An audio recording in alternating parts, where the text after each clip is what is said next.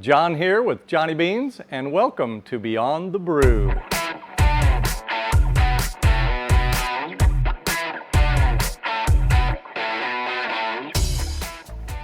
I'll do a little iced latte here for you. This is our in-house cold filtered cold brew that we have. It's our own secret recipe. We filter this 20 to 24 hours. It takes all the acidity out when you let it sit. So we can calibrate the strength of your latte.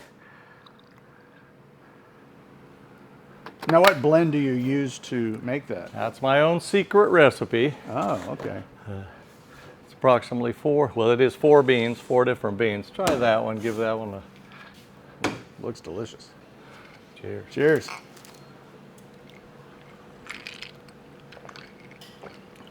Oh, that's very You good. can taste the chocolate notes. If you take a first little sip, you can taste that chocolatey. That's very smooth and refreshing. Yeah. So when I first got into the business, cold coffee really wasn't a big thing. Today, now you have about 90% of your people at coffee bars are drinking cold coffees. It's really amazing. Well, nicely done. This is awesome. So one of my other favorite drinks that I started drinking after I've been in the business is the Cortado, where it's equal parts espresso and equal parts milk. It's really a Spanish. I think Spain is where it really started, where they started the Cortado.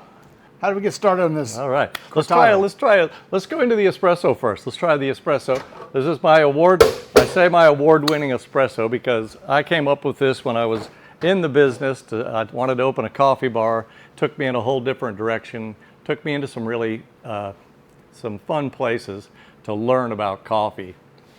I reached out to a importer out of Houston, and they were helping people get started in the early 90s in Central Texas with coffee bars.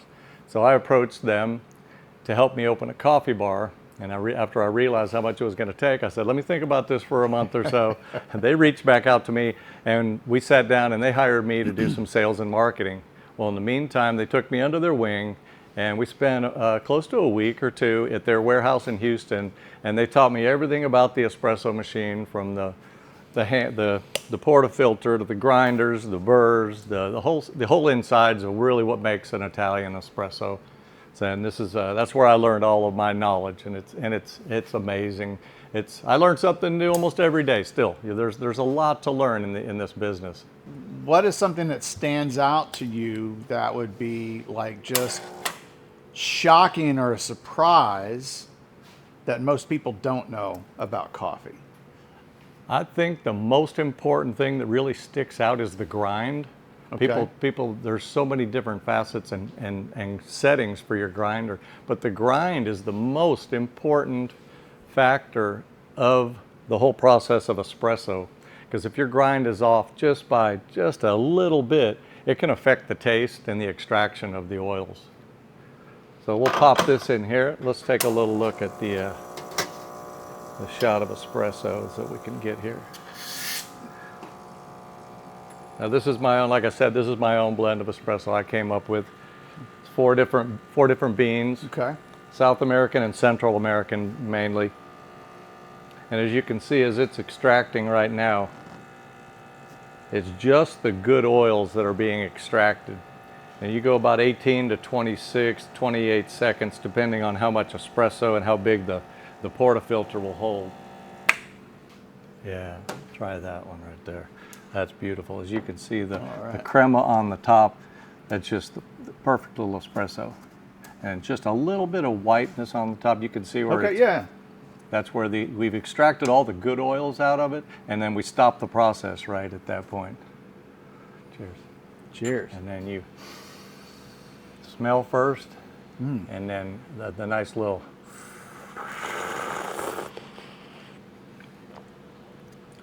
And then do that one more time.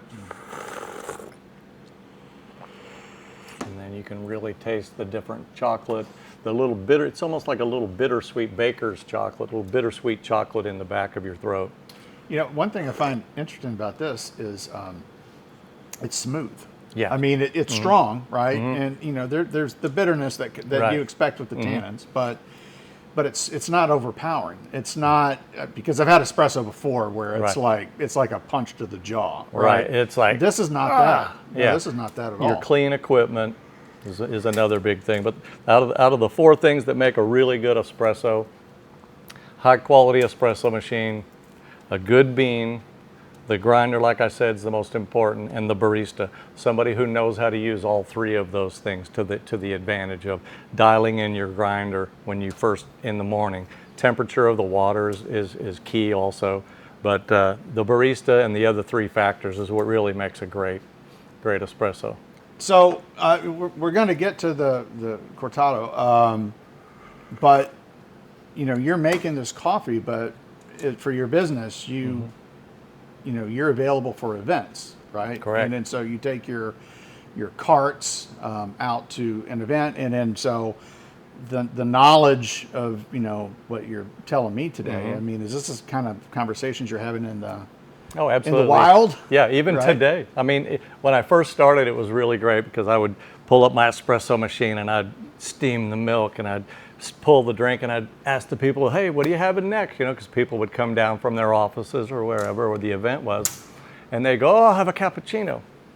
I said, well, what's the difference in a latte and a cappuccino? Yeah. And 60-70% of the people didn't know the difference between it. So it was actually an opportunity for me to teach the public, the general public, because back in the early days, in the early 90s when this first started, it was the cappuccino on TV or a movie or somewhere, and so people just thought it was just a term you used at the coffee shops when you went in. Just like, I'll have a cappuccino. And I was like, what is a cappuccino? So the traditional cappuccino in Italy that I was taught was 1/3 espresso, 1/3 milk, and 1/3 foam.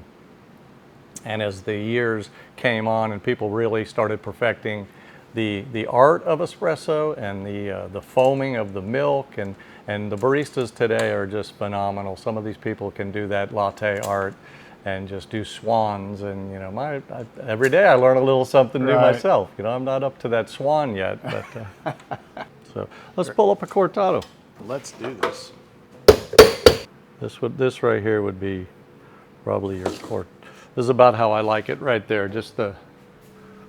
So this is half and half, right? That's almost cappuccino right there. If I had a little bit more milk, I'll get you to a cappuccino then. I'm going to get you so caffeinated and jacked up today. I'm going to be bouncing off the walls. I'll taste that one. This is how I like. All right. Because you can really taste the coffee. Oh, man. Isn't that nice? Yeah, That's it's very nice. Smooth. Very, very smooth. And then the cappuccino is usually about 6 to 8 ounces. And then your latte would be a little bit. These are traditionals, so this would be your latte. So I know a lot of coffee bars you'll go into and they'll get a 16, 20 ounce, big lattes like that. But this is my new favorite coffee drink. Yeah, the Cortado, I love it. With that Johnny Beans espresso, it's just so smooth. And buy it online. Get it online, johnnybeans.com. Hey, that's it. Thanks for watching, and we look forward to seeing you soon on Beyond the Brew.